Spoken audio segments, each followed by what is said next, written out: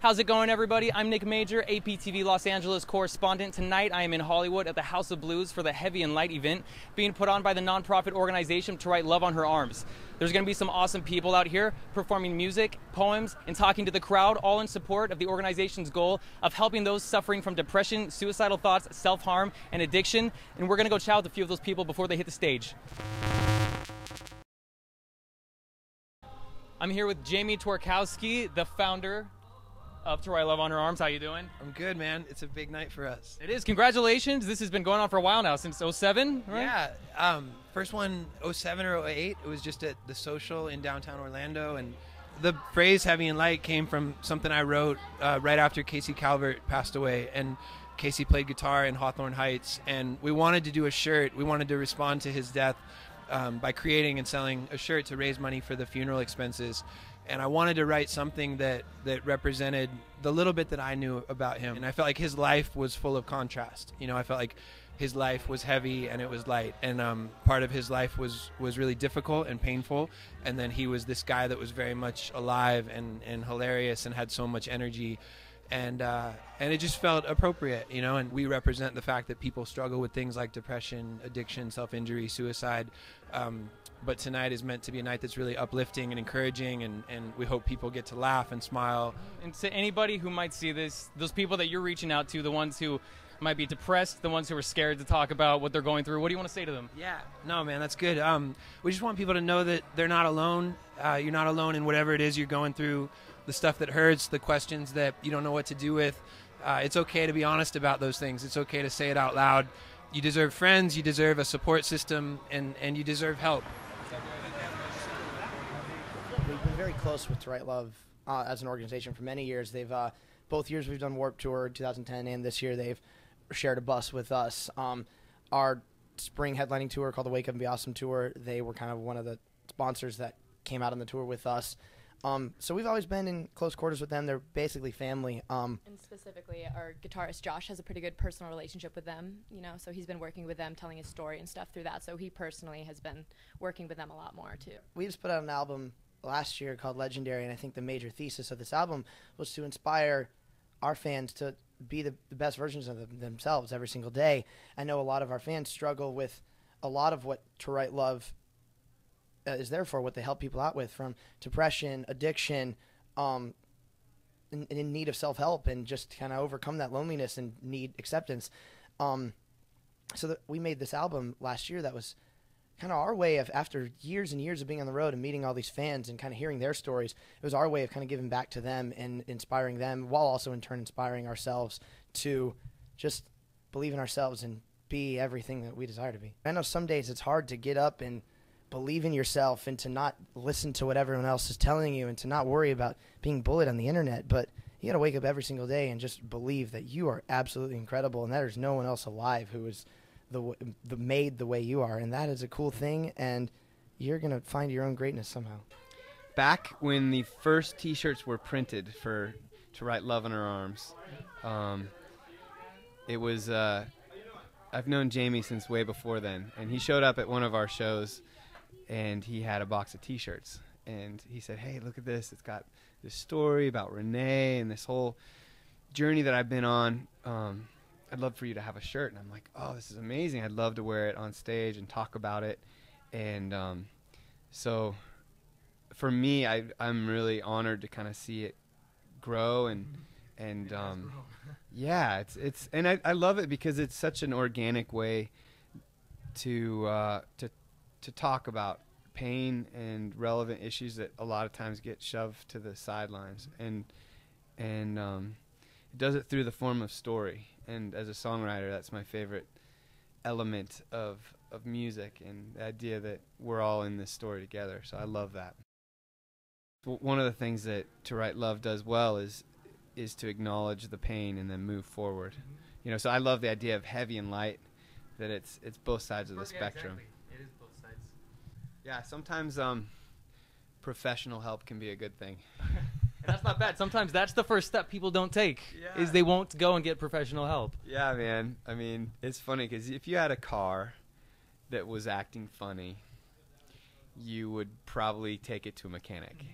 I mean, maybe you know a little bit of something about a car. You tinker under the hood. You try and fix it. You're not a mechanic. It's still acting weird, but you won't do the same with your own heart, you know? It's really odd when you think of the money people will spend on a car or a refrigerator or whatever, but they won't spend the money on themselves with a counselor, or, you know, they won't spend the time on themselves by bringing these issues to the surface, because it's awkward, it's weird, it's painful, it has some taboo kind of it feels like you're relation to it. you're admitting that you're broken.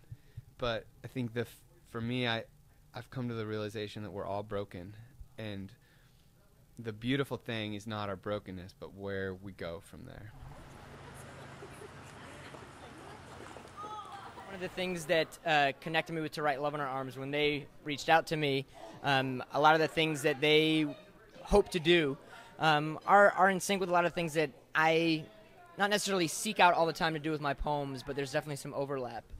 So it's always really nice to be a part of something that's trying to uplift folks as opposed to push our sensibilities down. There's a number of poems that in my life that have affected me and uplifted me, and there's a lot of personal beliefs that I have that deal with recognizing the innate empowerment that individuals have across the board.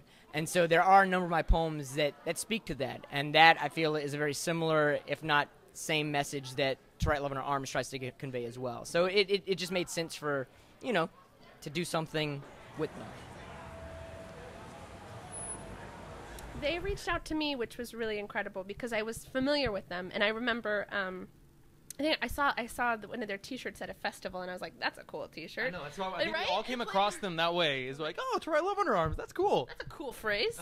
And then I walked by, and I was like, "This is awesome. This is something that I want to be associated with." And I didn't reach out, so I was so thankful that they reached out. And what's really beautiful about it is that Anis Mojangi, who's the poet, he has been so influential to me as an artist. So it was a lot of very full circle. And John Foreman from Switchfoot. It was like one of my first albums I ever bought. I cried to. Everyone has been hearing you lately on the radios, on the internet, with your Macklemore and Ryan Lewis. Good.